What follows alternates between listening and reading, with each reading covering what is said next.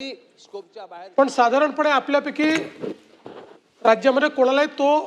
काही मार्ग मान्य नव्हता आणि म्हणून हे प्रकरण आता तिथेच थांबलेलं आहे. या बैठकी आपल्यासोबत घेतली तरी त्यातनं काही फार मार्ग निघेल अशी त्याची शक्यता नाही, कारण सेंट्रल गव्हर्नमेंटने रेल्वे विभागाने स्पष्टपणे लेखी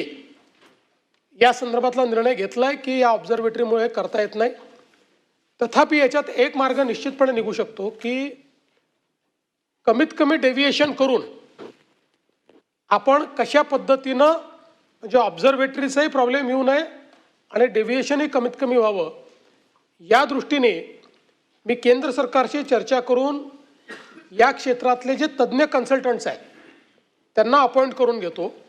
त्यांना एक 3-4 महिन्याचा वेळ देऊ आणि त्यांना सांगू की तुम्ही एकदा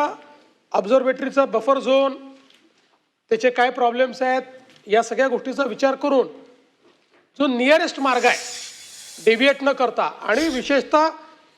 जी महत्त्वाची गावं आहेत ही गावं कशी कव्हर करता येतील अशा पद्धतीनं तुम्ही त्याच्या संदर्भात एक त्याची आखणी जी आहे ती आम्हाला करून द्या आणि मला वाटतं ती आखणी आल्यानंतरच आपण ते करू. एक गोष्ट आपण लक्षात घेतली पाहिजे की